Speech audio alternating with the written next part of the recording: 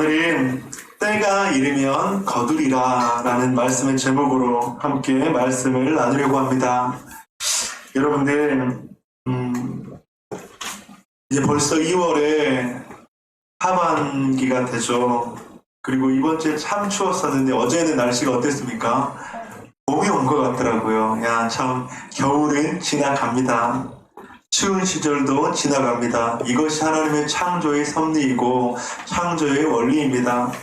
오르막길이 있으면 내리막길이 있고, 추운 시절이 있으면 따뜻한 시절이 있고, 그리고 어떤 힘든 시절이 있으면 또 그 고달픈 시절이 있으면 행복의 시간도 오는 것, 이것이 바로 여러분들에게 희망 고문을 드리는 것이 아니라 하나님께서 이 세상을 창조하신 창조의 원리인 줄 믿습니다. 우리 꽃피는 따뜻한 봄이 오면서 우리 사랑하는 더보듬의 가족들에게 이런 따뜻함의 은혜가 있기를, 특별히 오늘 말씀을 통해서 그런 따뜻함의 은혜를 경험하시기를 주님의 이름으로 간절히 축복합니다. 여러분, 빌리 그레이엄 목사님 아시죠? 빌리 그레이엄 목사님이 설교 가운데 이런 이야기를 하신 적이 있어요. 제가 예전에 한 번 정도 이 말을 들었던 것 같은데, 마귀가 사단의 나라에서 그의 부하들과 함께 무기 전시회를 열었다고 합니다. 어떤 무기가 인간을 가장 효과적으로 무너뜨리고 쓰러뜨릴 수 있는지 그렇게 토론하는 무기 전시회 모임이었습니다. 처음에 여러 악마는 핍박이 최고의 무기라고 했습니다. 그래서 그리스도인들에게 핍박을 주면 그리스도인들에게 가장 강력한 무기가 되어서 그리스도인들은 무너질 수밖에 없다. 그런데 이내 핍박은 효과적인 무기가 아니라는 결론이 내려졌다고 합니다. 왜냐하면 핍박을 받으면 받을수록 그리스도인들은 더 기도하며 하나님께 나아갔고 그들의 믿음이 더 순결했기 때문이라고 이런 반론이 제기됐기 때문입니다. 그리고 또 어느 한 무리의 악마들은 유혹이 최고의 무기라고 주장을 했습니다. 그러자 다른 악마가 어떤 그리스도인이 유혹으로 넘어진 후에 오히려 다른 많은 그리스도인들이 그것을 거울 삼아 무장하지 않았는가라는 반론을 제기하자 유혹도 효율적인 무기가 아니라는 결론이 내려졌습니다. 그러니까 그 유혹이라는 무기를 통해서 넘어는 갔지만 다시 회심하면서 이런 유혹에 빠지지 마세요. 그런 이야기를 들으면서 유혹도 최고의 무기가 아니구나. 이번에는 다른 악마가 실패가 최고의 무기라고 소리쳤습니다.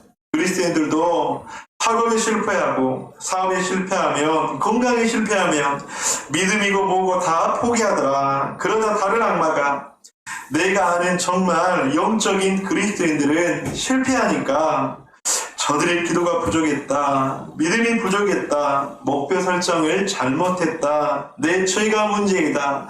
그렇게 자성하고 회개하면서 오히려 더 주님께 기도했다고 하는 거예요. 그러면서 실패도 최고의 무기가 아니다. 그러면서 잠잠해졌다고 합니다. 마침내 이 악마들의 무기 전시회에 만장일치로 최고의 찬사를 받은 무기 무엇이었을까요? 바로 낙심과 포기였다고 합니다. 이런 마귀는 이렇게 결론적인 연설을 했다고 하죠. 그로써 낙심하도록 내버려 두시오. 저 원수의 백성들로 아무 의욕도 갖지 못하고 가만히 있도록 하시오. 그러면 우리들의 원수의 모든 계획은 수포로 돌아갈 것이요. 그러면서 낙심하고 포기하게 만드는 말들, 행함들을 하면 그냥 사단의 나라에 사단이 큰 일을 하지 않아도, 핍박하지 않아도, 유혹하지 않아도, 실패를 주지 않아도 그리스도인들은 넘어질 수밖에 없다. 그렇게 이야기를 했다고 하는 것입니다. 한 해가 시작되고 1월과 2월이 어느덧 다 가고 있습니다. 코로나19가 벌써 1년을 만으로 그렇게 넘었습니다. 코로나19가 삶의 일부가 되어버렸고 이제는 아무것도 할 수 없다는 생각에 낙심하고 자포자기했던 혹시라도 그런 분들이 있지 않으십니까? 혹시 한 해가 시작되었는데도 낙심 가운데 계신 분들이 있지 않으십니까? 사랑하는 성도님들, 오늘 그런 분들에게 다시 한번 때가 이르면 거두리라 이 말씀을 통해서 저 인간 목사의 말이 아니라 하나님의 말씀을 통해서 위로받고 격려받고, 그냥 여러분들의 말씀이 근데 위로와 격려만 되는 것이 아니라 때로는 찔림도 받고 그러면서 도전받고 새로운 그런 은혜가 주어지기를 주님의 이름으로 간절히 축원드립니다. 아멘. 오늘 바울 사도는 본문 9절에서 갈라디아 성도들에게 그렇게 말씀을 해요. 서둘러 가되 낙심하지 말지니 포기하지 아니하면 때가 이름에 거두리라, 그렇게 말씀을 하고 있습니다. 여기서 바울 사도가 사용한 낙심이라는 이 단어, 히라보로 케카오라는 말로 에크와 카코스라는 두 단어의 합성어입니다. 이 카코스라는 단어는 고통으로 보통 번역되는 단어인데 에크와 아웃 오브라고 하죠. 그렇게 합쳐져서 고통으로부터만 빠져나왔으면 좋겠다, 그런 말이에요. 고통은 제발 내가 이 고통으로부터만 빠져나왔으면 좋겠다. 이 낙심이라는 단어가 그런 단어예요. 그래서 만사에 의욕을 상실한 마음을 뜻하는 말이 바로 낙심이라는 말입니다. 여러분들 영어로는 lose heart, 마음을 어떻게 됐다고요? 잃어버렸다, 빼앗겨버렸다, 마음이 실패해버렸다, 그런 의미죠. 마음이나 생각이 없다라는 영어로 번역되었고요. 그리고 한문으로 여러분들 낙심, 무엇이죠? 마음이 떨어졌다라는 의미를 가지고 있습니다. 이제는 교회도 믿음도 예수 그리스도 다 번거롭다, 그런 마음에서 그런 마음의 상태라고 하는 것이죠. 바울 사도는 1, 2차 전도여행을 통해서 갈라디아 지방에 교회들을 개척했습니다. 그런데 그 후에 복음에 감격하던 갈라디아 성도들이 잘못된 교리를 수용하고 바울의 사도권을 의심하기 시작하면서 한때 십자가의 복음에 감격하던 성도들의 믿음을 버리고 무력감에 빠져있는 것을 보면서 바울은 이 편지를 쓰고 있습니다. 사랑하는 성도님들, 혹시 우리 중에도 이런 마음으로 2021년 1월과 2월과 또 3월을 맞이하게 되실 분이 계시다면 그런 분들에게 오늘 본문은 제발 낙심만은 금물이다, 그렇게 가르칩니다. 낙심은 금물이라고 말씀하고 있습니다. 왜 낙심이 금물인지, 낙심하지 말라고 하는지 사도 바울의 말씀을 통해서 함께 나누기를 소망합니다. 왜냐하면 하나님이 모든 것을 아시기 때문입니다. 우리가 매사에 의욕을 상실하고 좌절할 때 우리는 아무도 내 편은 없다고 불평합니다. 나는 그저 속았다고 이야기할 때도 있습니다. 세상이 나를 속이고 사람들이 나를 속였다, 어쩌면 하나님도 나와의 약속을 대신했다, 그렇게 생각할 수도 있습니다. 하나님도 나를 속인 것이라고 생각할 수 있습니다. 노력했지만 결과가 이것이 무엇인가? 하나님, 당신은 정말 살아계십니까? 아니, 살아계시다면 당신이 전지전능하신 분이 맞습니까? 당신이 과연 전지전능하시다면 이렇게까지 그렇게 구경만 하고 계십니까? 그러나 오늘 본문에서는 바울 사도는 그런 생각 자체가 실상은 스스로를 속이는 것이다, 그렇게 말씀합니다. 아니, 한 걸음 더 나아가서 하나님을 조롱하는 것이다 라고 말씀을 하고 있는 것이죠. 오늘 본문 가운데 7절을 한번 보십시다. 스스로 속이지 말라, 하나님은 업신여김을 받지 아니하시나니 사람이 무엇으로 심든지 그대로 거두리라. 본문을 쉽게 말해볼까요? 게임은 끝나지 않았다는 것입니다. 지금은 경기 중이라고 하는 것이죠. 그분은 모든 것을 보시고 아신다고 하는 것입니다. 그리고 때가 차면 그분으로부터 공평한 결론이 분명하게 내려질 것이라고 하는 것이죠. 마가복음 6장 45절 이하에 보면 아주 흥미로운 사건이 기록되어 있습니다. 예수님께서 제자들과 갈릴리 바다 반대편으로 건너가고 계셨죠. 성경을 보면 예수께서 그렇게 재촉하셨다라는 말씀이 나옵니다. 그런데 이 바다를 건너던 제자들은 어리지 않아서 날이 저문 밤에 그 밤바다 한복판에서 풍랑을 만나게 되었죠. 바람은 심하고 풍랑은 요란하고 파도는 뱃전에 몰아칩니다. 제자들이 이때 얼마나 자기들의 스승인 그 예수님께 원망을 하고 있습니까? 아니 이런 풍랑이 있는 것을 모르시고 선생님은 우리를 밤바다로 보내셨는가? 아니 지금 우리는 죽을 지경인데 당신은 어디 계시는가? 우리가 이렇게 고생을 하고 계시는데 당신은 과연 알고 계시는가? 그런데 마가복음 6장 48절의 이 대목에서 이렇게 기록하고 있습니다. 예수님께서는 제자들이 힘겹게 노젓는 것을 보시고, 여러분들 보셨다는 것은 제자들에게 상황들을 예수님께서 아셨다는 것일까요? 모르셨다는 것일까요? 아셨다는 것이죠. 제자들이 노를 젓고 있는데 그냥 노젓는 것이 아니라 그 폭풍 가운데서, 바람 가운데서, 그 위협 가운데서 힘겹게 노젓는 것을 보신다라고 말씀합니다. 하나님이신 그분이 보고 알고 계시다면 된 것 아닙니까? 실상 때가 참 결정적인 시각에 그분의 행동을 시작하셨고 제자들을 구원하시지 않았습니까? 그러나 아직 나의 상황이 어두운 밤이라고 해서, 아직 구원의 손길이 임하지 않는다고 해서 결론을 성급하게 내리지는 마십시오. 하나님이 안 계신다, 하나님이 내게는 관심이 없으신 분이시다, 하나님이 나를 버리신 것이 아닌가 하는 성도님들, 이것은 스스로를 속이는 것입니다. 아직은 살을 베이는 아픔이 있어도, 아직은 밝아올 새벽의 징조가 없어도, 아직은 상황 반전에 기적이 없어도 제발 낙심만은 하지 마시길 바랍니다. 그리고 이렇게 자신을 향해서 한번 소리칩시다.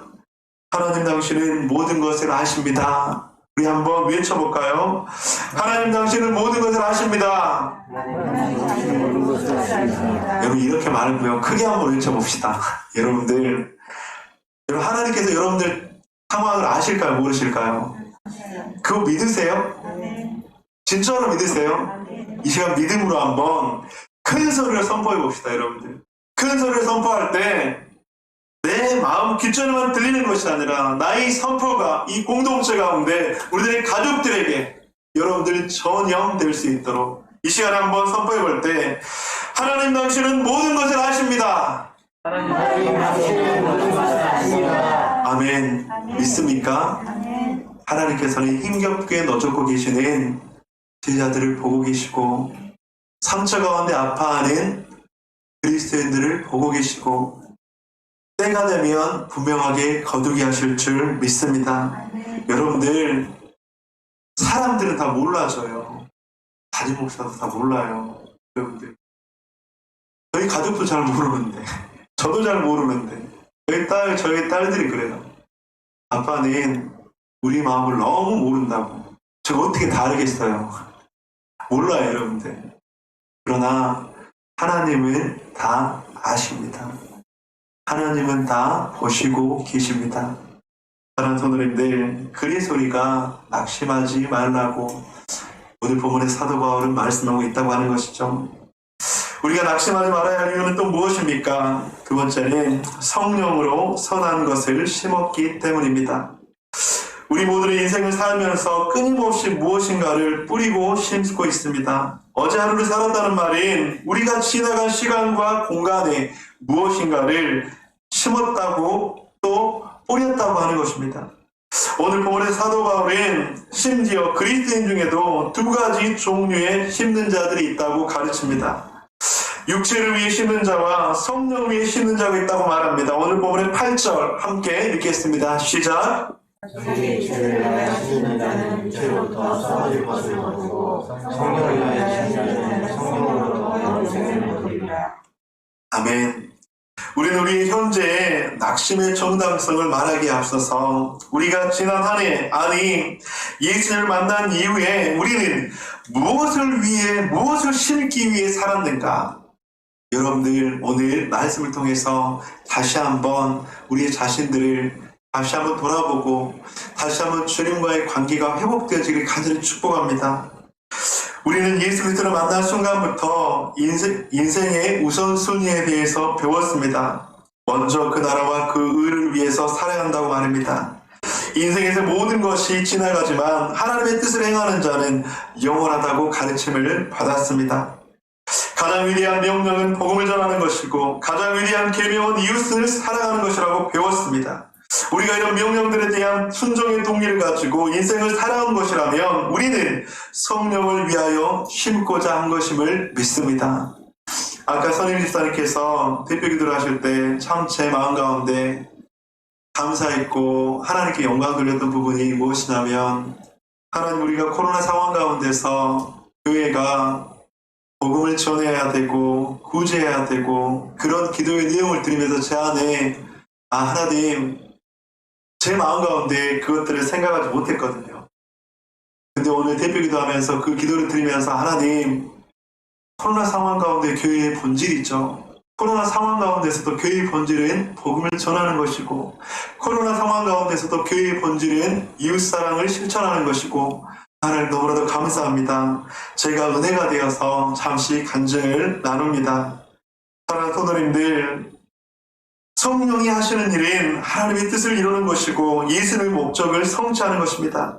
그러므로 우리가 지닌 모든 약점과 허물에도 불구하고 적어도 내 인생을 사는 동기가 복음이었고 사랑이었다면 적어도 하나님은 우리의 인생의 선한 동기를 인정하셨다는 것으로 위로를 받으십시오. 아직 결과가 없다고 해서 여러분들 낙심하지 마세요. 아직 내 인생이 이런 삶을 추구함에 대해 보상이 없다고 해서 낙심하지 마세요. 적어도 우리의 인생에 밭에 선한 씨앗을 뿌린 것이라고 주님께서 인정해 주시기 때문입니다. 여러분들, 아직 열매를 맺지 못했다고 해서 낙심하지 마세요. 그 열매는 우리들의 자손에 대해도 우리의 자손에 대해 맺을 수도 있습니다. 아멘. 우리의 자녀 손에 대해 맺을 수도 있습니다. 아멘. 그런데 지금 당장 씨앗을 뿌렸는데 열매가 맺지 않는다고 해서 여러분들 낙심하고 포기한다면 그것은 하나님께서 기뻐하시는 것이 아니에요. 여러분들이 과연 지금 열매를 맺고 계신 분들도 있을 거예요. 여러분들이 뿌려서 맺었다고 생각하십니까? 어떻게 생각하세요? 물론 여러분들이 뿌려서 하나님의 때에 열매를 맺었을 수도 있어요. 하지만 여러분들의 부모님들, 여러분들의 이웃들, 여러분들의 할아버지, 할머니들, 그 씨앗들이 뿌려져서 지금 열매를 맺힐 수도 있다고 하는 거예요. 사랑하는 성도님들, 그러나 분명한 것은 때가 되면 거둔다고 하는 거예요. 그리고 분명한 것은 하나님께서 우리가 뿌린 것을 인정하고 알고 계시다고요? 그렇지 않다고요? 인정하고 알고 계시다는 거예요. 사랑하는 성도님들, 여러분들이 지금 열심히 뿌려서 여러분들의 다음 세대가 그 열매를 걷게 된다면 얼마나 축복된 일입니까? 얼마나 감사한 일입니까? 여러분들 그렇지 않으세요? 또한 여러분들이 지금 그 열매를 맛보아 경험해서 알고 있다면 얼마나 감사할 일입니까? 그래서 사랑하는 성도님들, 우리의 인생의 밭에 선한 씨앗을 뿌렸다, 주님께서 그것만 인정해 주신다면 우리는 뿌린 씨앗은 열매를 거둔다고요? 거두지 않는다고요? 거둡니다. 하나님의 밭에 씨앗을 뿌리면 그 씨앗은 분명하게 열매를 거둘 줄 믿습니다. 사랑하는 성도님들, 내가 지금까지 살아온 인생의 동기가 성령의 소원이 아닌 육신의 소원만이었다면, 그리고 그런 육신적 욕망이 이루어지지 못한 좌절로 지금 고통하고 있다면 우리가 할 일은 낙심이 아니라 회개입니다. 여러분들, 만약 우리가 지금까지 육신을 위해서 씨앗을 뿌렸어요. 그런데 열매를 맺지 못해. 그런데 여러분들, 육신을 위해서 뿌렸는데 열매를 맺지 못한다고 그래서 그걸 원망하고 낙담해야 되나요? 하나님, 왜 열매를 맺혀주지 않습니까? 그렇게 원망해야 되나요? 이때 우리가 해야 될 것은 낙담이 아니라 회개인 줄 믿습니다. 만약 우리가 육신을 위해서 뿌렸다면, 하나님을 위해서 뿌렸다면 분명하게 때가 되면 거둘 거예요. 그런데 육신을 위해서 씨앗을 뿌렸다면 그 열매가 거쳐지지 않았을 때 우리는 낙담과 원망이 아니라 필요한 것은 회개인 줄 믿습니다. 비록 그런 욕망은 이루어진다 해도 주님 앞에 인정되지 못할 것이에요. 오늘 본문에서 바울은 그것들을 썩어질 것들이라고 말합니다. 육체를 위하여 심는 자는 육체로부터 썩어질 것을 거두고 하지 않았습니까? 여러분, 많은 경우 우리는 우리가 하는 일 주의 일이라고 하더라도 성령을 거스리는 때가 참 많이 있습니다. 우리가 하는 일을 명목상으로 하나님을 위한 일이라 하더라도 그 일이 육체의 일이 될 수도 있다는 것을 기억해야 합니다. 그러면 육체의 일과 성령의 일의 본질적 차이가 무엇인가? 사도 바울 빌립보 3장 3절에서 말씀합니다. 하나님의 성령으로 봉사하며 그리스도 예수로 자랑하고 육체를 신뢰하지 아니하는 우리가 곧 할례파라. 성령으로 봉사하고 예수를 자랑하고 육체를 신뢰하지 않는 것, 그것이 바로 하나님께서 우리들에게 원하시는 귀한 씨앗 뿌림이라고 하는 것이죠. 사랑하는 성도님들, 저는 우리가 오늘 말씀을 하면서 여러분들을 정죄하고 싶은 마음은 0%도 없습니다. 이 말씀이 여러분들에게 정죄의 말씀이 되지 않기를 주님의 이름으로 간절히 축복합니다. 이 말씀이 우리들에게 정죄의 말씀이 아니라 다시 한번 우리들에게 이 말씀이 축복의 말씀이 되었으면 좋겠어요. 여러분들, 이 말이 정죄의 말이 아니라 내가 다시 한번 하나님의 그 축복을, 내가 다시 한번 육신이 아니라 하나님의 마음으로 씨앗을 뿌려서 때가 되면 거둘 수 있다는 확신의 말씀으로 다가오기를 주님의 이름으로 간절히 축복합니다. 사랑하는 성도님들, 이제 오늘 우리의 낙심이 하나님의 뜻이 아니고 하나님이 원하시는 것이 아니라면 다시 한번 이 낙심을 주님을 신뢰함으로 바꾸시는 저와 여러분들이 되시기를 주님 이름으로 간절히 축복합니다. 제가 캐나다 밴쿠버에서 이제 사랑의 교회에서 교육전도사로 2년 반을 사역을 했습니다. 근데 제가 참 그곳에 그 3년의 시간들을 잊지 못하는 것은 참 교회 생활이 행복하고 즐거웠어요.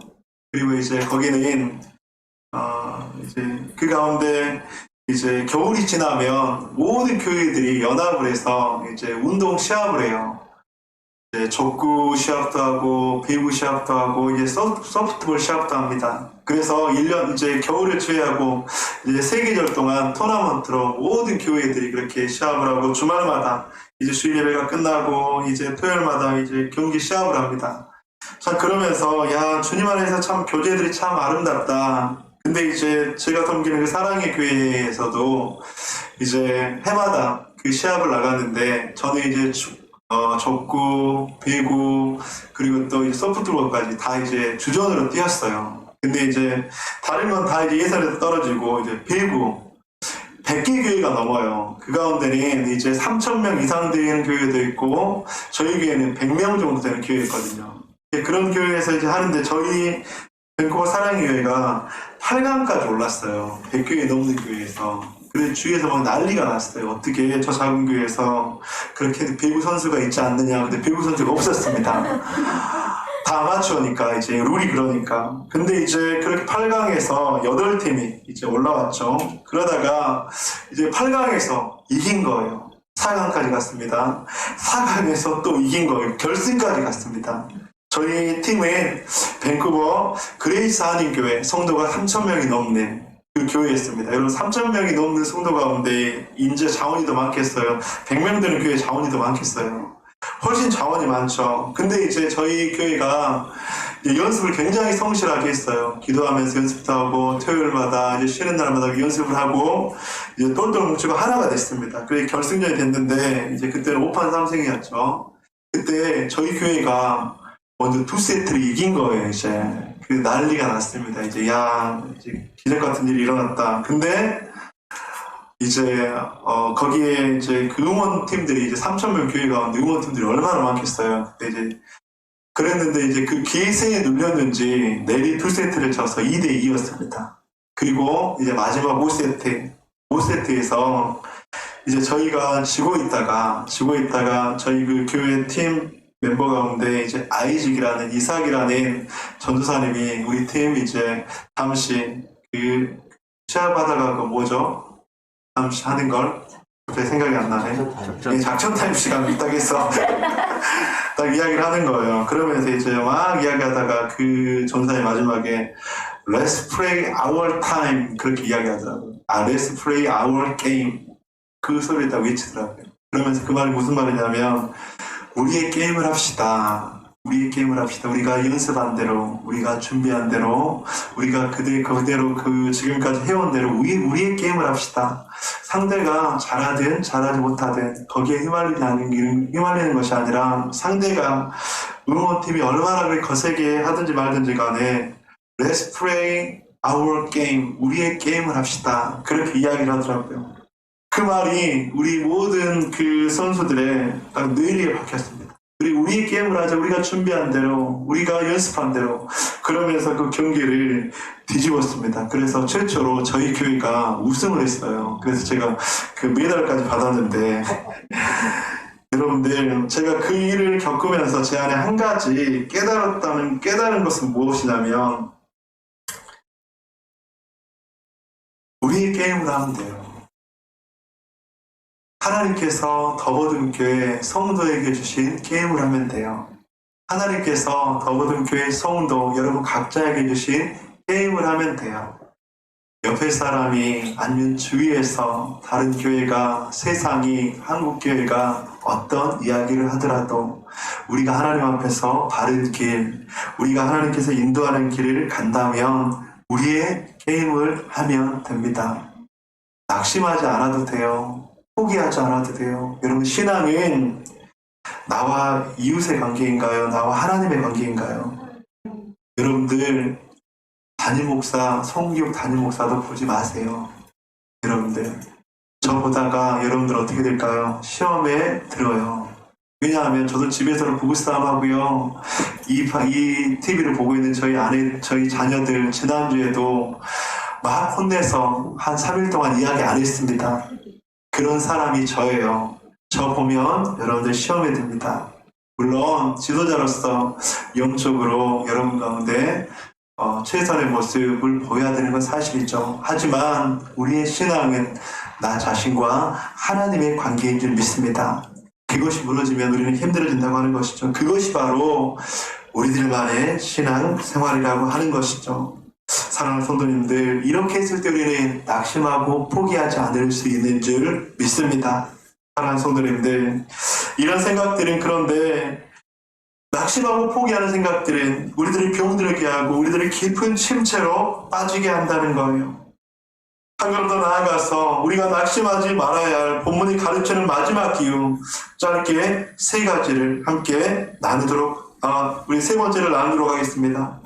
심은 것을 거두는 때가 오기 때문입니다. 전도서의 기자는 말씀합니다. 범사의 기한이 있고 천하만사의 때가 있다. 범사의 기한이 있어요. 천하만사에 다 때가 있습니다.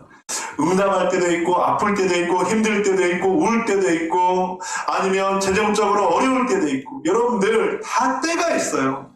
이것이 바로 하나님의 말씀이에요. 범사의 기한이 있습니다. 우리가 원하는 기한에 모든 것이 다 내 뜻대로 이루어지는 것이 아니라 하나님께서 정한 그 기한에 하나님의 때가 있다고 하는 것이죠. 심은 때가 있으면 반드시 거둘 때가 있습니다. 그것이 심음과 거둠의 법칙, 즉 추수의 법칙입니다. 추수의 법칙에서 심음과 거둠 사이에서 낙심하지 않으려면 시간을 견디는 인내가 필요합니다. 가치가 있는 거둠일수록 더 많은 시간, 더 인내가 필요할 줄 믿습니다. 그러나 많은 경우 이 시간을 인내하는 동안 우리의 선한 노력이 아무런 결과를 가져오지 못하는 것은 아닐까, 이런 좌절감을 경험할 수는 있습니다. 그때 기억할 말씀이 오늘 본문의 9절 말씀입니다. 우리 다시 한번 함께 큰 소리로 읽도록 하겠습니다. 시작!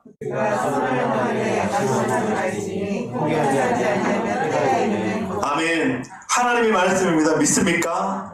하나님의 말씀입니다. 믿습니까? 이게 바로 하나님의 말씀이에요. 우리가 선을 행하는데 포기하지 않으면 하나님의 때에 이루게 거두게 될 줄 믿습니다. 이 거두리라는 하나님의 약속입니다. 이 문제는 우리에게 기다릴 준비가 되었는가? 라는 질문인 것입니다. 3년을 우울증으로 고생하던 청년이 있었습니다. 그는 그리고 지독하게 가난했습니다.